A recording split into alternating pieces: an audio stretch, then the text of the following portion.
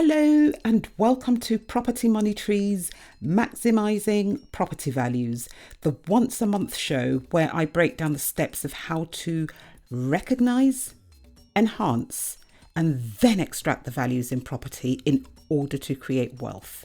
Would you like to find out how you can benefit from the steps of maximising property values?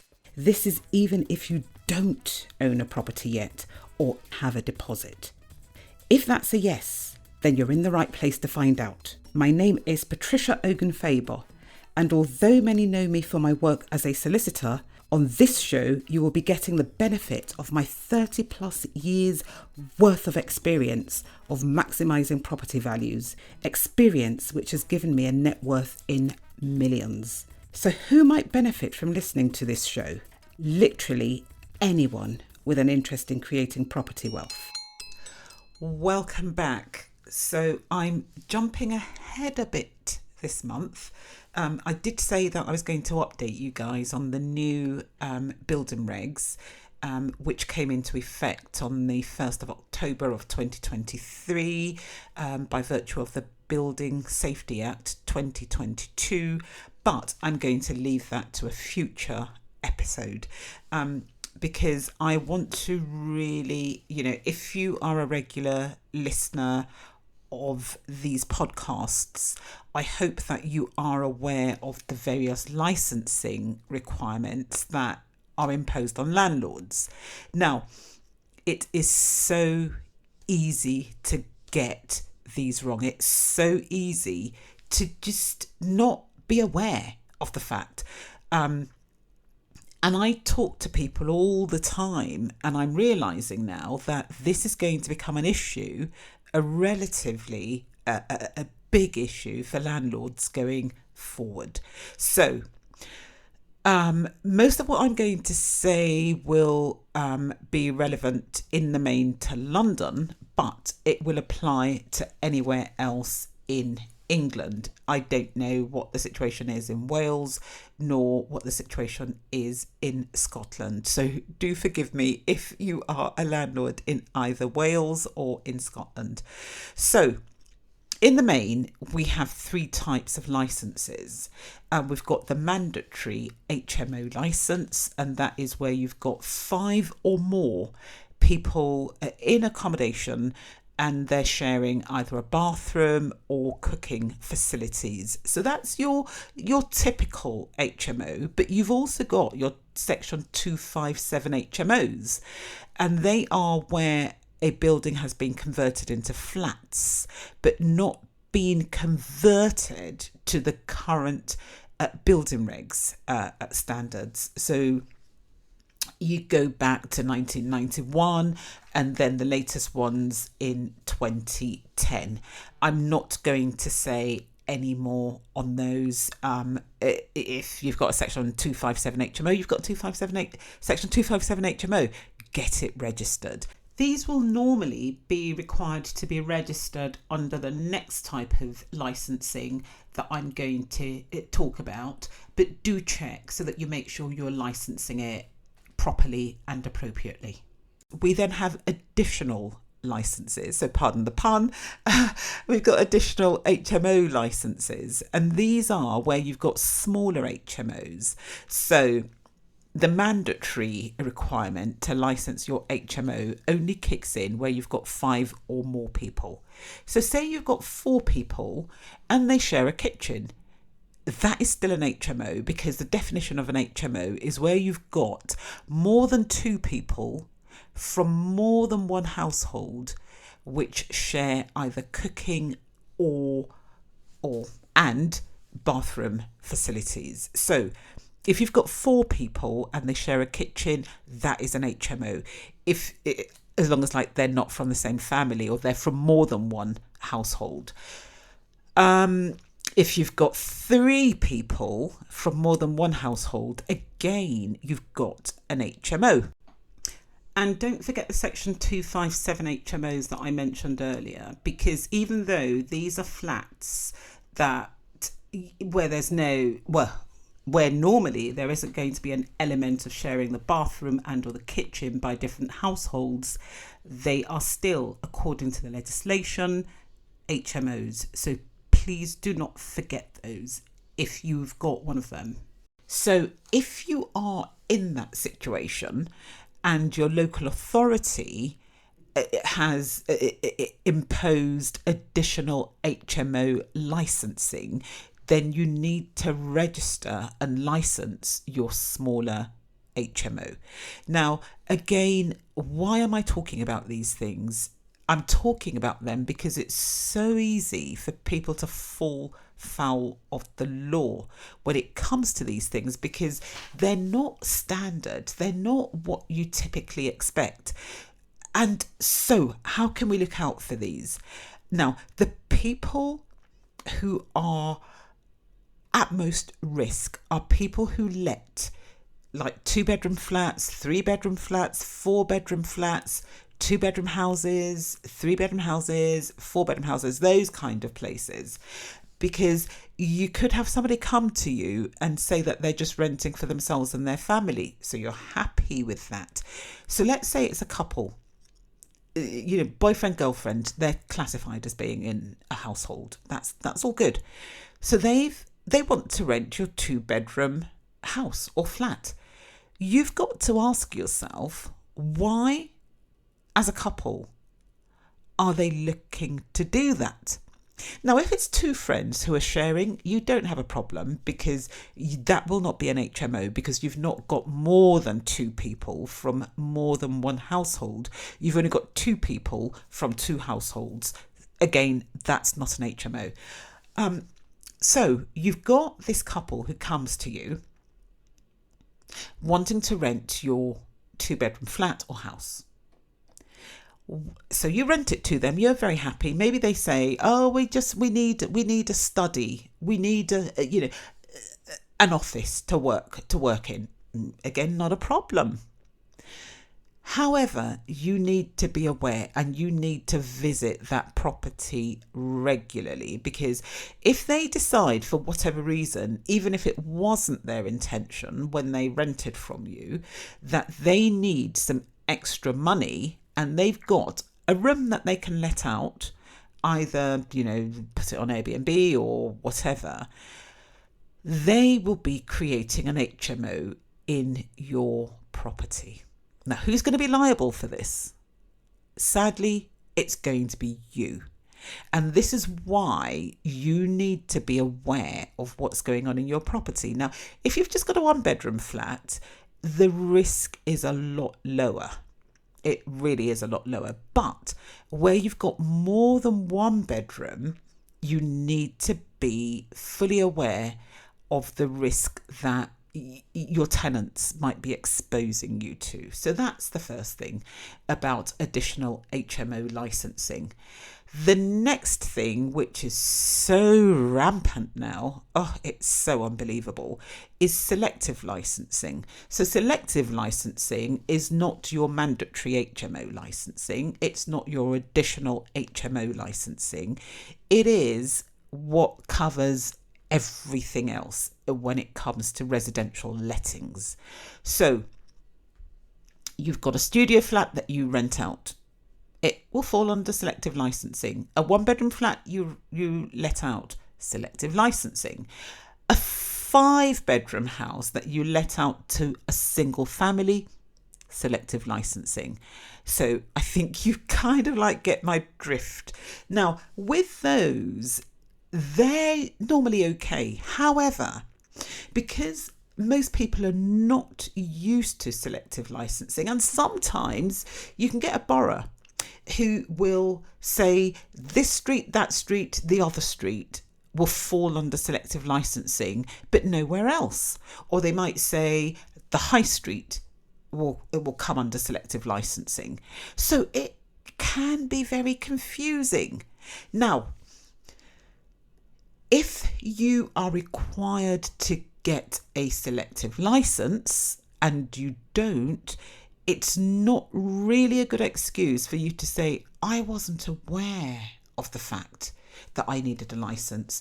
And this is the reason why I'm actually recording this particular podcast, because any help that we as landlords can get and give to one another, I don't think is a waste of time. So, and why it's very important that, you do this as soon as possible is the fact and the possibility that if you don't, even though you didn't know and you weren't aware of the fact that you needed a license, you could be fined up to £30,000 per offence. Be aware though that you can only be fined or prosecuted within 6 months of the offence taking place. So, it's not going to hang over your heads forever, but that's how it goes. And be mindful that if you let a place that needs a license without a license, you are committing an offence for which you can be prosecuted or fined. So, what does this really mean? Now, all of my podcasts are to really help people, create generational wealth and become financially independent. They're not always positive because sometimes the negative ones can also help us in that, if you know to avoid a certain thing that's going to cost you money, that is also helping you build up your independence, your financial independence, your ability to actually create wealth. But if you don't know and you fall into these traps, you could be losing money that you've spent so many years building up. Now, lots of people think that if you're a landlord, you're rolling in it. You are mega rich. They don't often understand what we go through.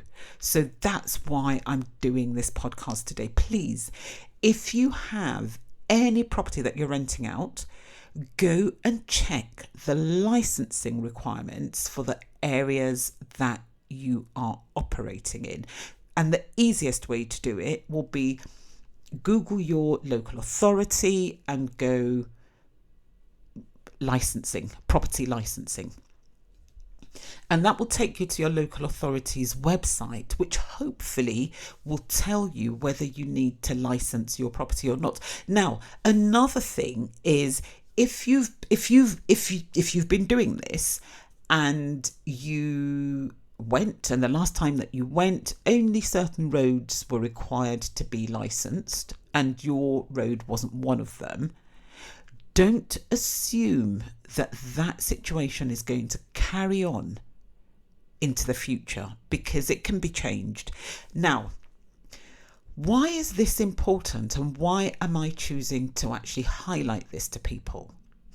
I'm highlighting it because I honestly believe, and call me a cynic if you want to, but I honestly believe that local authorities will play dirty with this opportunity for them to actually gouge landlords in terms of fines and penalties. So, as I said earlier, the penalties are up to £30,000. Now, there is a case with a local authority, and I'm not going to name and shame because, these things happen. If you employ people who are not very good, then these kind of things can happen. Or if you employ people who have, a particular political dogma that they want to, kind of like follow, again, you could get yourself into difficulty. So I'd like to think that this particular London borough had those kind of staff. Anyway, so the borough had a policy as to how it would enforce its licensing conditions, and it went, and most of them actually have similar policies, and it went along the lines of, for the first time it would be dealt with, with advice and informal action, and then formal action was where you could be fined. Anyway, on this particular occasion, the London Borough decided to go straight to a fine, even though it was against its own policy.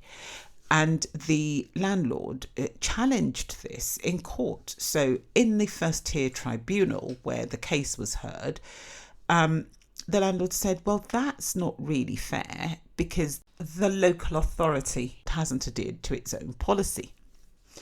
And the court effectively agreed with the landlord. So where there is a policy, the courts will be sympathetic, I believe, if the local authority hasn't adhered to its own policy. Now, I must actually caution people, because it doesn't mean that every single court is going to agree with you, even if the the local authority has departed from its own policy. And the reason is this. So when you appeal against these penalties to the first tier tribunal, the tribunal itself, there is a particular section, and it is for those of you who are very much like me and you'd like to know why people are saying what they're saying, the basis for what they're saying, then you will find this useful. If not, just look out the window and wait until I've finished speaking.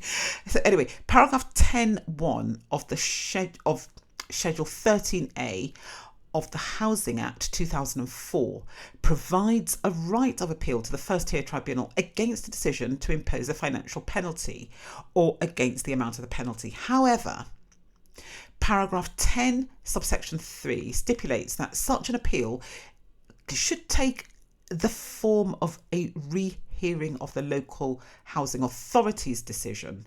So the court itself is not just looking at what the local authority did, it can actually rehear the whole thing. Now, will the court then be bound by the local authority's policy? Chances are, yes, it probably would, but it doesn't have to follow the policy. Now, obviously, if you are a landlord and you're in, the kind of situation where you've been issued with a penalty and you're trying to argue against it, you could obviously say you had a legitimate expectation that you'd be treated fairly and that published policy would be adhered to. All of those arguments would be open to you. However, the court is not going to be bound by the policy. So that is the warning that I will give on that particular point. Now, so but in that case that I'm referring to, the court said no, it wasn't good enough that you decided to depart from your policy. Now, what is interesting is that some people in that particular borough, in the local authority, decided that they were going to ignore the policy, even though they had no authority, no formal authority to ignore the policy. So what does this say to you? They can do whatever they like, and they probably will. And if you don't know what you can do to counter that, I think we're going to be in a very precarious situation as landlords. So my point here today is, if you need a license, find out and get apply for your license ASAP. ASAP. Do not delay. Do not wait. Do not pass go. Stop and do it immediately. Secondly, download. If you've missed your licensing requirements and dates, download a copy of the relevant local authority's policy on this and how they actually enforce what they're doing. Now, if you do get fined and you're in London, you can find yourself, or you will find yourself, on the Rogue Landlords database.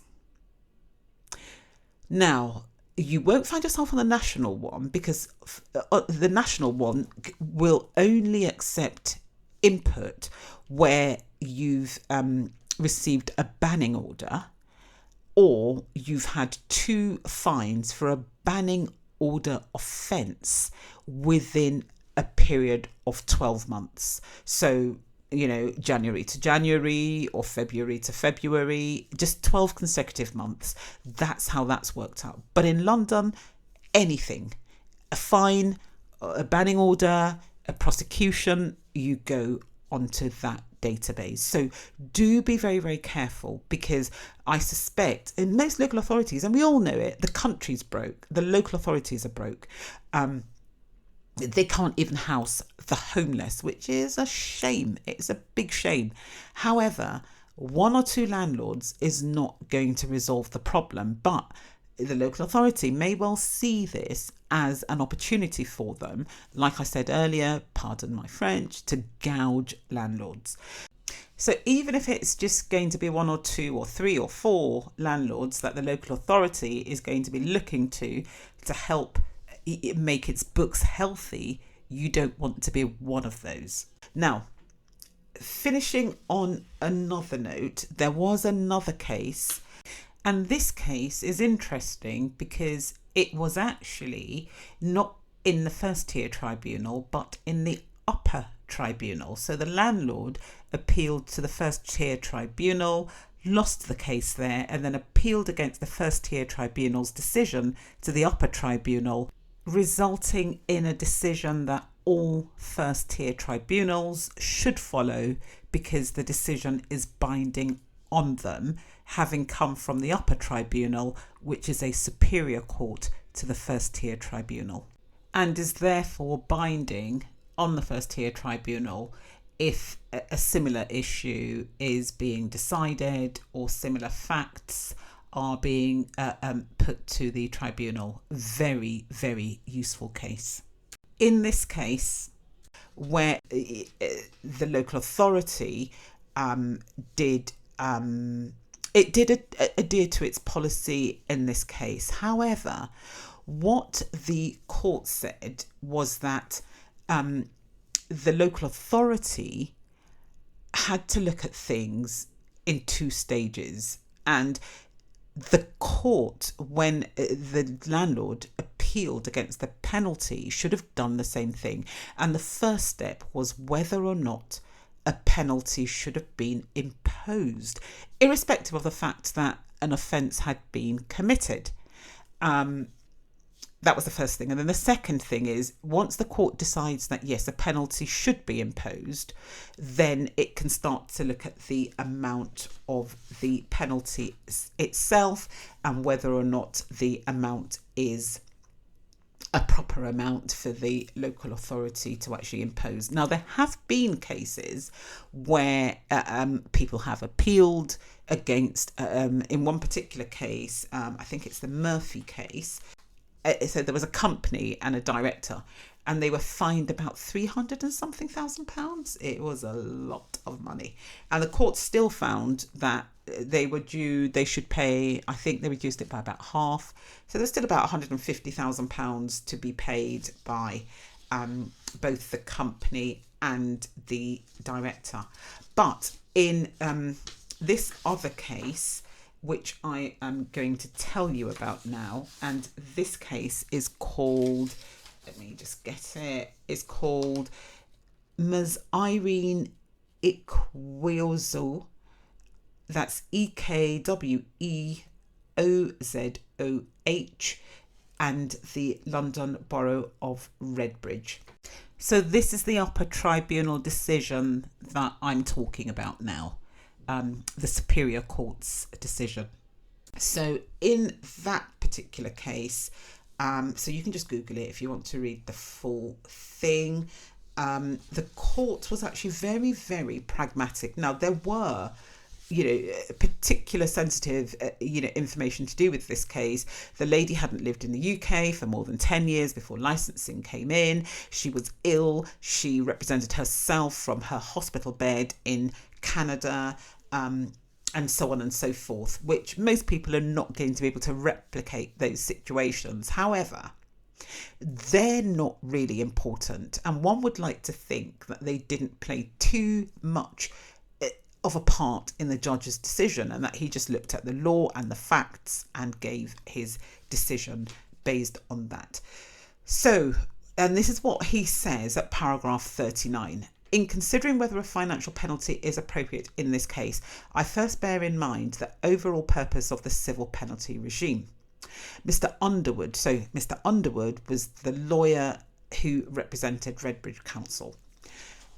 So Mr. Underwood drew my attention to various statements where this policy was explained, including in guidance issued in April 2017 by the Department of Communities and Local Government under Schedule 9, Housing and Planning Act 2016, entitled Civil Penalties under the Housing and Planning Act 2016, Guidance for Local Authorities.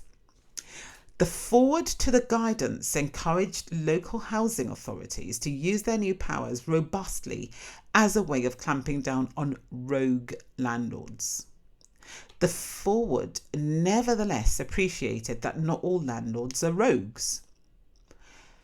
The government wants to support the good landlords who provide decent, well-maintained homes and is keen to strike the right balance on regulation in order to avoid stifling investment in the sector.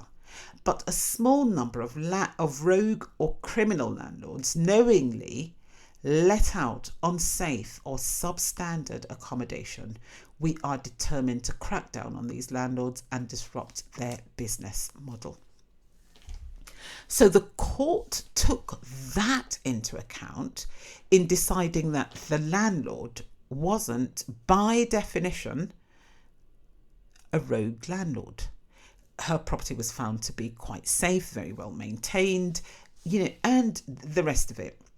Then the court went on to say in paragraph 41, I also have regard to the respondent's own policy and to the indication in paragraph 4.2 that the first option should be informal action in the form of a verbal or written warning or a request for action, and that moving to the next stage of statutory action is appropriate where the informal approach fails to prompt action by the owner. So again, this is why it's so important. If you have a property, go find out right now if your property needs to be licensed and you haven't actually applied for a license, because if you do so without being prompted, I think the court will take this into account if you end up being fined for having operated a property without a license before you became aware of the need to actually license your property. So the court went on in paragraph 42 to say, in considering whether informal action is appropriate, the first matter to which the policy directs attention is whether the act or omission is serious enough to warrant formal action. There is no doubt that a failure to license a house which is required to be licensed is not a technical or minor infringement.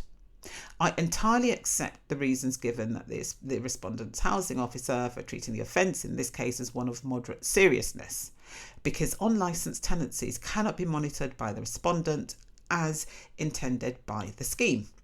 But whether in a specific case an offence of moderate seriousness is serious enough to warrant formal action depends on all the circumstances of the offence, including those identified in the remaining bullet points under paragraph 4.2 of the policy.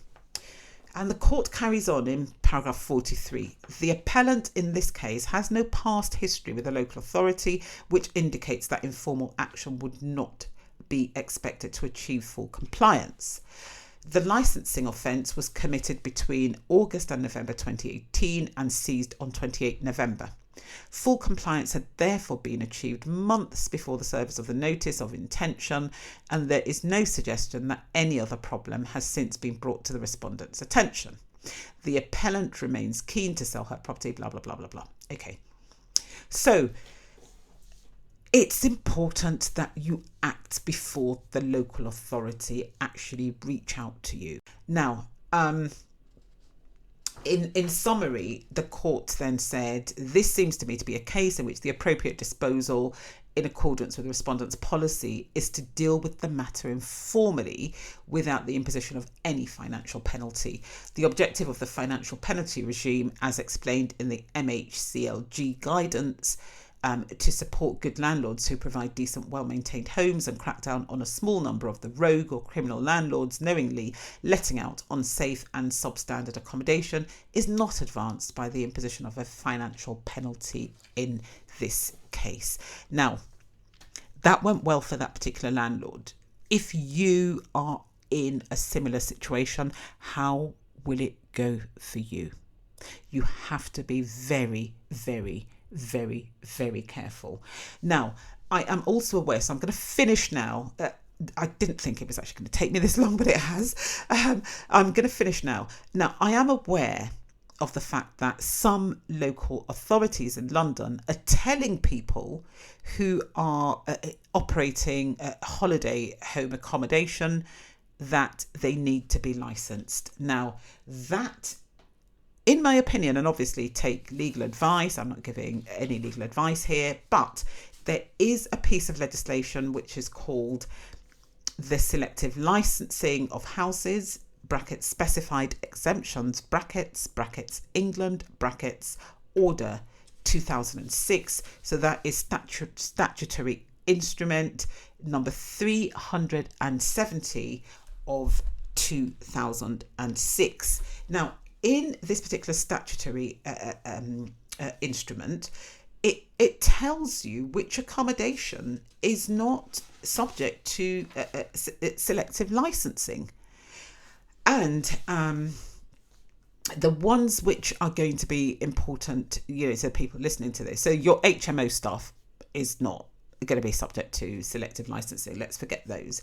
But also, it doesn't apply to business tenancies. Now, business tenancies, if you're thinking, do I have a business tenancy? You need to take legal advice, because your lawyer needs to tell you whether or not what you've got is going to be a business tenancy as defined by the Landlord and Tenant Act of 1954. And also, selective licensing doesn't apply to holiday homes, which is where I'm saying if you use your accommodation for holiday home purposes, so it's not the person's main home, then you should not have to apply for a selective license. But rather than just say, I heard somewhere that I don't have to apply, for a selective license, I would, if I were in your shoes, just to be on the safe side, or if you get legal advice, then you're covered. But what you could do is you could write to the local authority and say, I don't believe that I need to apply for a license. Can you kind of give me advice? They'll probably give you wrong advice, but at least you're engaging with them. And that would be evidence that you're not trying to just not get yourself licensed. There's a dispute. There's two people have different opinions. You don't think you need to be licensed according to the legislation. They think you do. But that could take up your time, and it might also take up your money. So probably get legal advice, pay for it, one and done. Your solicitor might decide to go to a barrister, and you'll see what they say. And lastly, the selective licensing doesn't appear to apply to lodger situations. So if you've got your own home and you let out a room or so, you don't need a selective license, according to statutory instrument 370 of 2006. And on that note, I'm going to finish. It's been a technical one, but I hope that you guys will appreciate the urgency of acting as soon as you know that you maybe have dropped a ball or two, and also the need to keep checking. Now, Lewisham, fantastic borough in London. What it did was it took out billboard posters telling landlords that a licensing scheme was coming in. Do other boroughs do that? Maybe they do, maybe they don't. Maybe yours does, maybe it doesn't. Maybe it will, maybe it won't. But the burden is on you. If you need to get your property licensed, you must. So keep checking. Maybe diarise it to check every 6 months or every 3 months. But like I say, I think local authorities are going to start playing dirty with us, and we need to protect ourselves. We need to protect our wealth. We need to protect our income, because in our old age, if we don't have any money, what's going to happen? We'll probably have to sleep on the streets, because local authorities will not be housing homeless people, I don't think, in a few years to come.